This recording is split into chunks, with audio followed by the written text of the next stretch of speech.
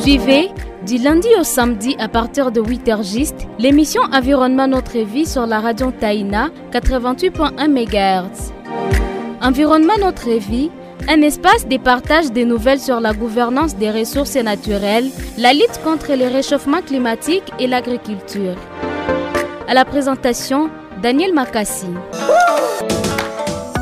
Bonjour très chers fidèles auditeurs et auditrices de la radio-télévision communautaire Taïna sur 88.1 MHz. Vous suivez l'émission Environnement Notre Vie à la présentation Daniel Makassi.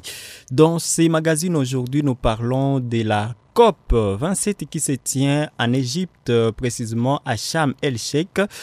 Une conférence sur le climat qui réunit plusieurs représentants des différents pays au niveau mondial et toutes ces délégations venues de partout sont en train de réfléchir sur comment réduire les émissions des gaz à effet de serre et également financer des projets de développement dans les pays en développement qui continuent à préserver leurs forêts, dont la République démocratique du Congo qui est partie à cette COP en qualité de pays solution à la crise climatique. Et aujourd'hui, nous allons pouvoir recevoir des jeunes qui partagent les réflexions à travers le podcast TT Mazingira. Ces deux jeunes nous expliquent comment est-ce que la République démocratique du Congo doit engager les débats dans cette COP 27. Nous aurons à recevoir Monsieur Emmanuel Ndimwiza qui travaille au sein de l'organisation DEC et également l'ingénieur Stephen Salamambalou qui est membre des organisations Congo Initiative et Creation Care. Avec eux, il sera question de passer en revue les points de vue des jeunes autour de la COP 27, comment sauvegarder des forêts face au défi d'accès à l'électricité. Après cette transition, nous revenons juste après. Le réchauffement climatique nous affecte tous. En plantant un arbre, nous contribuons à la réduction des impacts du changement climatique dans le monde. Ceci est un message de l'émission Environnement Notre Vie sur la radio Taïna.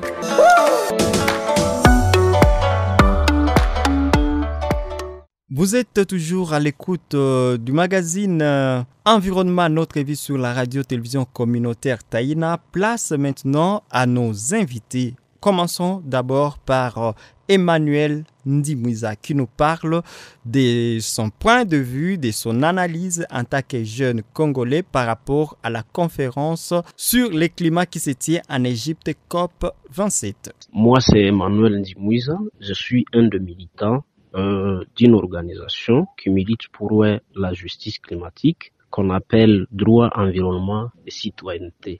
Dites-nous ce que nous pouvons entendre par COP27 et le rôle de la jeunesse dans la lutte contre le réchauffement climatique. Comme vous le savez, la COP27 a commencé, a démarré et on a bien suivi les discours des uns et des autres, que celui d'Emmanuel Macron comme celui de notre vice-premier ministre, Eve Bazaïba. Et ces discours, au fait, s'inscrivent dans le cadre de géopolitique d'une planète déréglée. Et aujourd'hui, l'effet des guerres nature, c'est aussi le monde qui se prépare à la guerre du climat.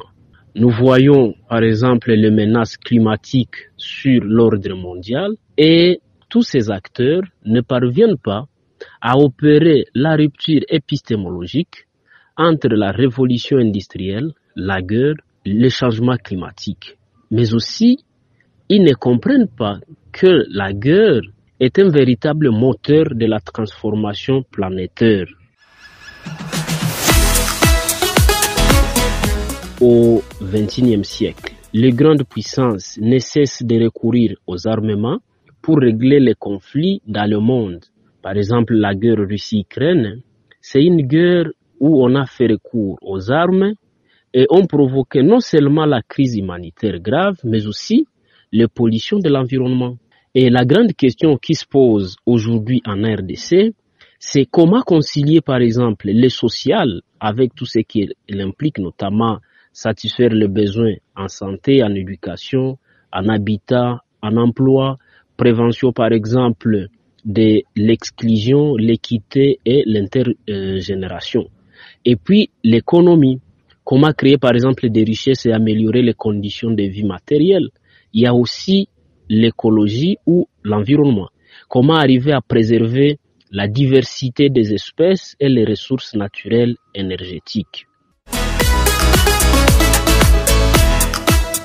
Malgré ces différents discours, malgré ces différentes rencontres, vous allez noter avec moi que pendant que en RDC aujourd'hui, la dégradation en fait des zones humides se poursuit aussi en quantité, par exemple sur le plan de la superficie, qu'en qualité, ce qui d'ailleurs met en danger les services écosystémiques qu'elles fournissent. Il est urgent aujourd'hui que les décideurs prennent des mesures dans l'urgence pour atteindre bien sûr l'objectif de la convention par exemple de Ramsar, qui est de faire cesser et inverser la perte et la dégradation des zones humides et des services qu'elles fournissent à l'humanité.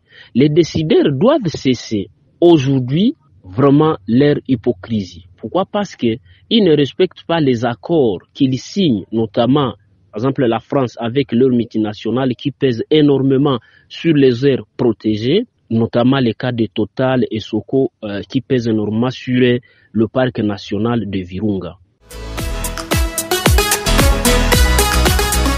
Pour que les discours aujourd'hui soient matérialisés, les jeunes sont appelés à jouer un grand rôle. Notamment, ils doivent s'impliquer pour que les décideurs se déploient d'ici, par exemple, 2023, à une campagne d'éducation nationale sur les changements climatiques et les mesures rassembleuses à mettre en œuvre. Mais aussi, ils doivent arriver à concevoir et adopter une stratégie pour que la transition énergétique soit porteuse de la justice sociale pour les travailleurs ainsi que les communautés qui auront à subir des impacts économiques, sociaux et environnementaux. Et 3, on doit arriver quand même à décliner le grand chantier d'exploration et exploitation du pétrole, par exemple dans le parc national de Virunga et d'autres fossiles qui présentent un danger sur les écosystèmes.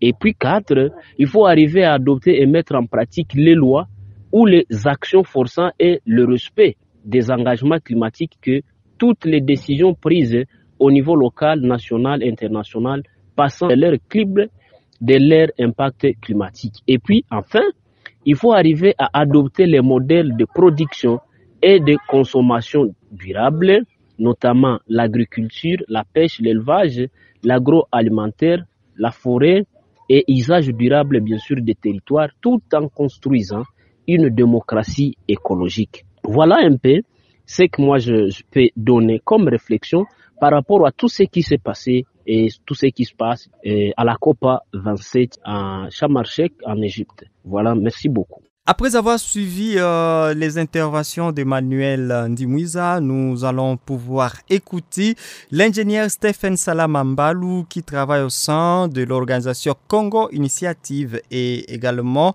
au niveau des Creation Kea. Il est aussi assistant à l'Université chrétienne bilingue du Congo. Dans sa réflexion, il nous parle des sauvegardes des forêts face aux défis d'accès à l'électricité et il essaie un peu d'aborder aussi la problématique de l'insécurité dans un contexte de protection des écosystèmes. On écoute ici l'ingénieur Stephen Salama Mbalou. Je voulais faire ma petite réflexion à l'occasion de la COP 27 ou alors de la 27e conférence de l'Organisation des Nations Unies sur le climat qui se tient en Égypte. Pour commencer, je vais me ranger derrière le discours de Madame F. Bazaïba, ministre de l'Environnement à la République démocratique du Congo. Ce discours qu'elle a tenu devant les dirigeants du monde entier pour rappeler que la RDC est l'un des pays solutions et pas le moindre en matière de lutte contre le réchauffement climatique, de par ces vastes forêts tropicales qui couvrent le bassin du fleuve Congo. Il faut aussi rappeler que la RDC est l'un des pays qui pollue le moins et possède le deuxième puits de carbone du monde, après la forêt de l'Amazonie. Il est de la responsabilité de chaque humain de prendre soin de l'environnement. Plus particulièrement, nous Congolais, nous la jeunesse congolaise, devons lutter pour la protection de cette immense forêt, pour la survie de notre planète. Mais alors, les responsabilités sont partagées. Comment pouvez-vous me demander de ne pas couper les arbres? Comment pouvez-vous me demander cela si je n'ai pas accès à l'électricité ou au gaz pour cuire ma nourriture? C'est contradictoire. Nous sommes obligés parfois de faire pression à la forêt, à couper les arbres pour avoir de la braise ou le bois de chauffe pour cuire la nourriture à la maison. Les dirigeants du monde et les pays pollueurs doivent donc donner des moyens conséquents, des moyens financiers conséquents au gouvernement congolais qui pourra construire des centrales hydroélectriques et solaires pour donner une autre alternative à la pauvre population de mon pays pour ainsi diminuer la pression sur les forêts. Je voulais aussi demander aux dirigeants du monde et à la communauté internationale de venir en aide au gouvernement de mon pays pour rétablir la paix et éradiquer les groupes armés. Sans la paix, il sera difficile, voire même impossible de protéger l'environnement et de bien prendre soin des aires protégées. Tous ces pays et ces multinationales qui financent la guerre en République démocratique du Congo doivent arrêter, doivent renoncer à leurs intérêts égoïstes pour l'intérêt général de toute l'humanité et pour le survie de notre planète. À la jeunesse congolaise et du monde entier, je demanderai à chacun de prendre la lutte contre le réchauffement climatique une lutte personnelle, de prendre soin de l'environnement autour de nous, de planter plus d'arbres, de polluer de moins en moins pour l'avenir de notre chère planète. Merci Stéphane Salama. Je vous remercie. Je rappelle que vous êtes un jeune Congolais, informaticien de formation, expert en système, réseau et télécommunications, également activiste et sociopolitique et environnemental, partisan de la bonne gouvernance. Vous parliez de la sauvegarde des forêts face aux défis d'accès à l'électricité dans le cadre, bien sûr, de l'analyse de la conférence sur le climat qui se tient actuellement en Égypte, précisément à Sharm el-Sheikh. Le réchauffement climatique nous affecte tous. En plantant un arbre, nous contribuons à la réduction des impacts du changement climatique dans le monde. Ceci est un message de l'émission Environnement Notre Vie sur la radio Taïna.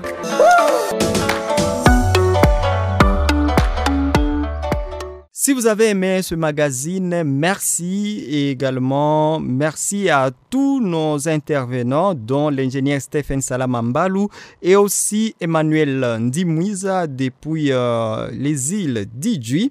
J'étais Daniel Makassi à la présentation de ces magazines consacrés aujourd'hui à la conférence sur le climat COP27 qui se tient en Égypte, précisément à Sharm el-Sheikh.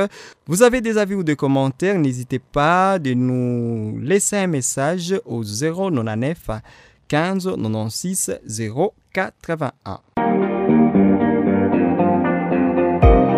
Suivez du lundi au samedi à partir de 8h juste l'émission Environnement Notre Vie sur la radio Taïna 88.1 MHz. Environnement Notre Vie, un espace de partage de nouvelles sur la gouvernance des ressources naturelles, la lutte contre le réchauffement climatique et l'agriculture. À la présentation, Daniel Makassi.